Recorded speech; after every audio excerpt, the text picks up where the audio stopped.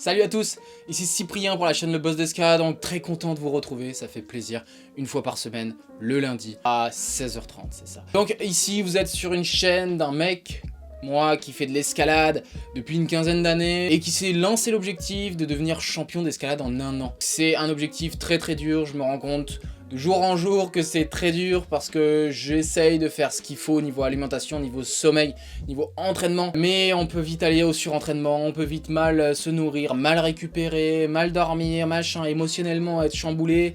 Et puis, un an finalement, c'est pas si long pour en fait permettre à ton corps de t'adapter à une nouvelle situation. Et oui, donc je m'y tiens, c'est pas simple du tout, mais aujourd'hui j'ai découvert un truc plutôt sympa qui peut m'aider à devenir encore plus performant. C'est un pan qui est en fait démocratisé vachement aux États-Unis, aussi en Allemagne, dans voilà quelques pays, et très peu en France, et là je viens d'en tester un qui a été mis en place du côté de Toulouse à The Roof. Donc j'ai pu m'entraîner quelques fois dessus, c'était plutôt sympa. À première vue, rien de plus basique en fait, une planche avec des prises, enfin voilà, c'est typiquement le genre de mur que moi je retrouvais quand je faisais de l'escalade dans les années 2000.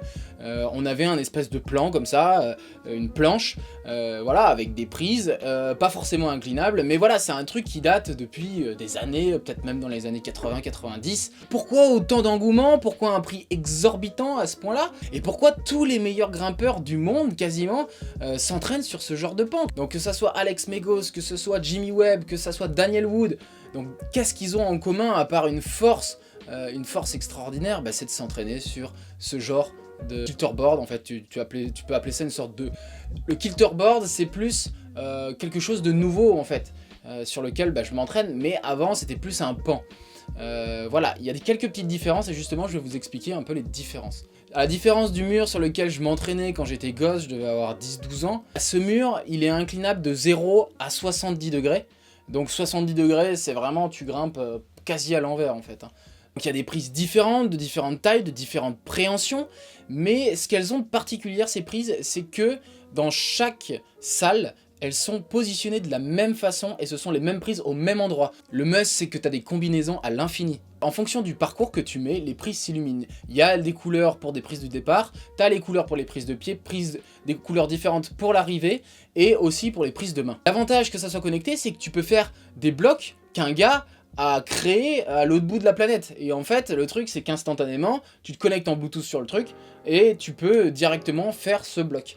Donc tu peux avoir accès à des blocs que les meilleurs grimpeurs ont mis en place, comme Alex Megos, comme Daniel Wood, comme voilà, des grimpeurs super forts. Du coup, j'ai testé moi des blocs qu'avait fait Magnus Midbo, parce que j'ai vu sur son site, j'ai vu sur sa chaîne YouTube que des fois, il s'entraînait sur ça, et tu voyais que des fois, il parlait de certains blocs, etc., des 8A, des 7C, des machins.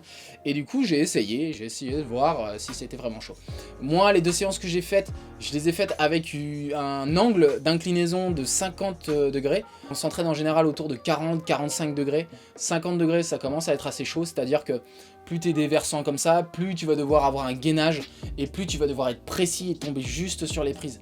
Donc voilà, je me suis entraîné avec ce degré, mais je pense que je vais réduire la prochaine fois parce que c'était un peu trop, je trouve. Et du coup, l'avantage aussi, c'est que toi-même, en fait, tu peux créer tes propres blocs et les partager et les faire tester aux gens pour qu'ils te disent ouais, c'est bien, c'est pas bien, c'est surcoté, c'est sous-coté, etc. Du coup, tu te dis ouais, ok, c'est cool, tu vois, en soi, mais pour 30 000 boules, est-ce que ça vaut le coup d'avoir un truc comme ça? Si c'est juste pour faire les blocs d'un pote ou d'un champion, etc.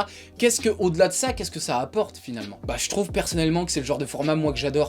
C'est un truc, c'est un pan où en fait t'as pas vraiment à réfléchir, et moi j'aime pas trop réfléchir, donc j'aime bien quand je suis sur un mur, bam, il y a les couleurs, t'y vas, tu forces, tu gaines et tu serres, et il faut que ça passe ou ça passe pas.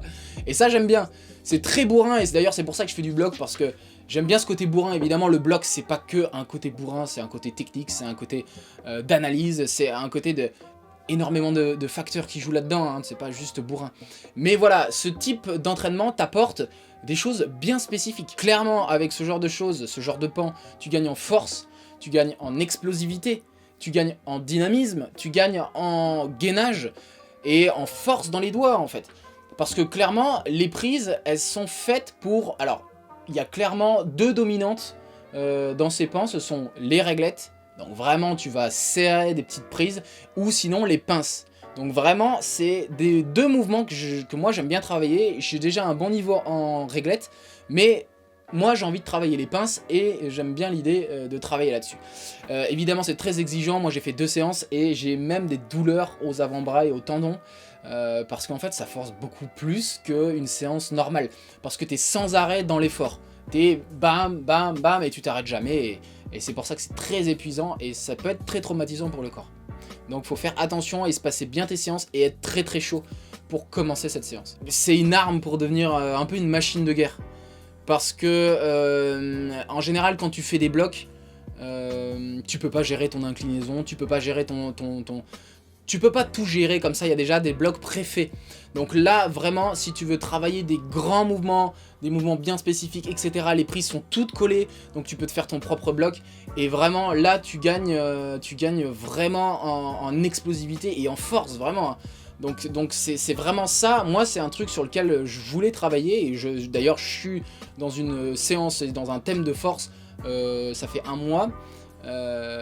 Donc là je continue toujours un peu sur le thème de la force, donc c'est très bien. Évidemment là j'ai une compétition qui arrive bientôt, donc je vais un peu réduire la force, plus me focaliser sur des séances type compétition, c'est-à-dire avec 5 essais par bloc, me choisir 5 blocs différents, mais ça je ferai dans la prochaine vidéo, je vous parlerai de ça, d'une mise en situation d'une compétition. Après, l'inconvénient entre guillemets, c'est que les prises sont pas vraiment variées, c'est-à-dire qu'il y a c'est un peu toutes les mêmes prises, le même genre de prise, avec le même grain, avec un peu cette texture et cet arrondi, ces courbes en fait qui sont à peu près similaires. Mais de toute façon, en général, quand tu fais ce genre d'entraînement, sur ce genre de pan, c'est vraiment pas pour venir avoir des textures différentes. Il n'y a pas de bidois, il n'y a pas de, voilà, il y a pas de colonne, il n'y a pas de prise particulière. En fait, c'est vraiment pour travailler des mouvements très spécifiques, donc vraiment basés sur la force et sur l'explosivité et sur les doigts. Du coup moi, pour ma part, étant un grimpeur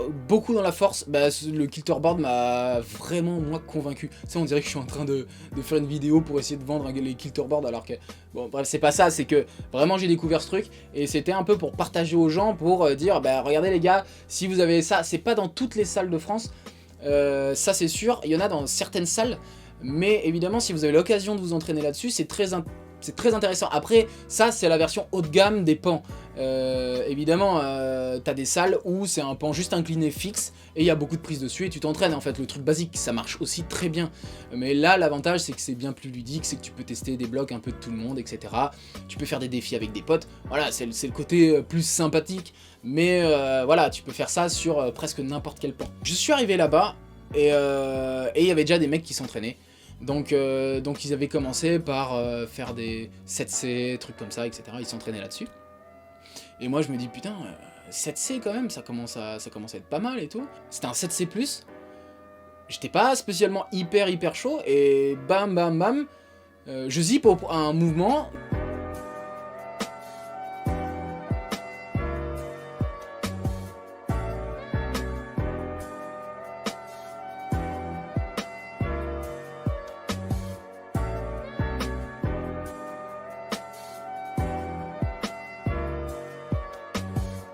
Donc je le refais et là j'y arrive. Et là j'y arrive et je me dis ok, bon bah ok, un 7C+, presque flashé quoi. Et donc j'étais assez surpris, je me dis bah en fait c'est un truc un peu fait pour moi, tu vois.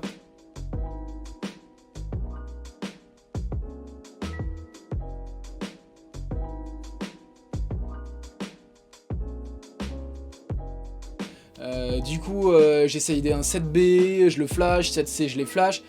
J'ai fait à peu près 5, 6, 7C+.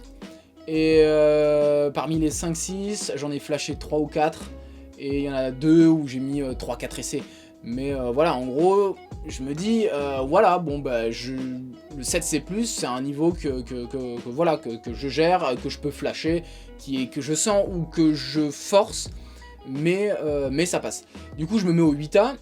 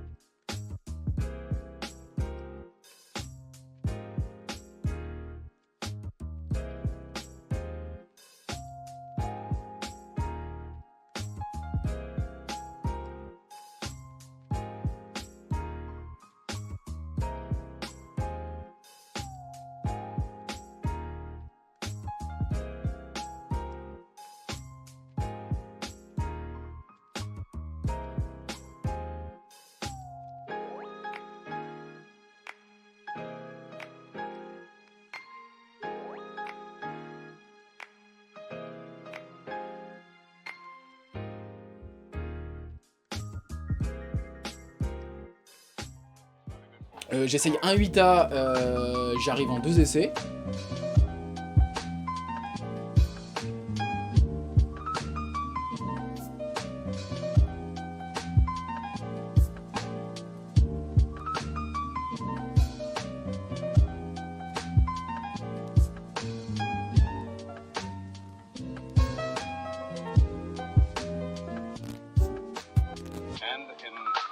Ponca City, Blackwell area, 68 degrees today.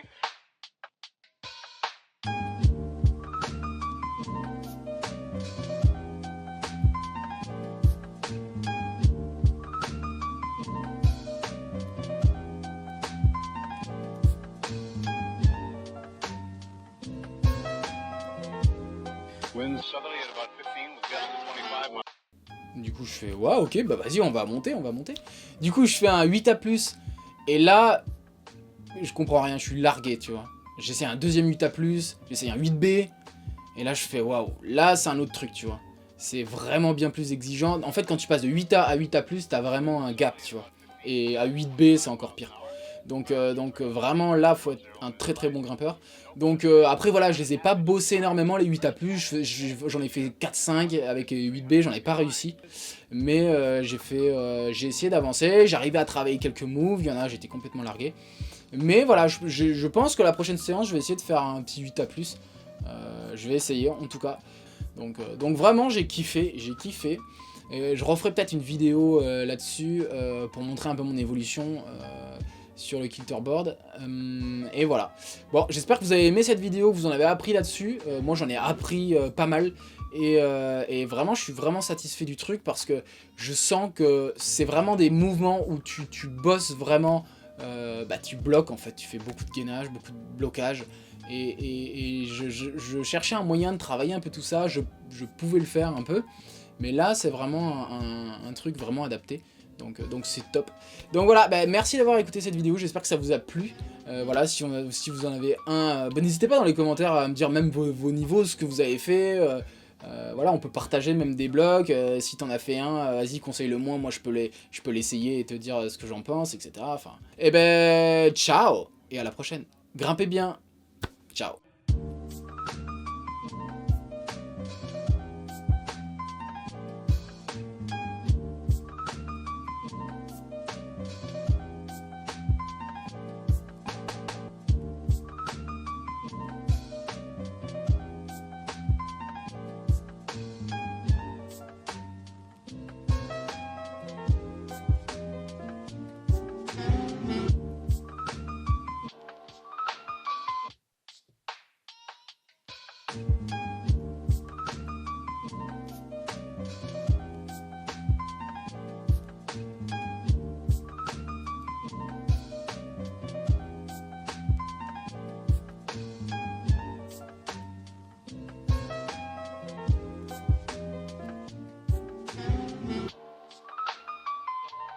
Behind it, and a few pockets of low pressure, and a fairly heavy band of rain showers and snow all the way from the eastern portions of Montana down to western sections of Nevada, and of course the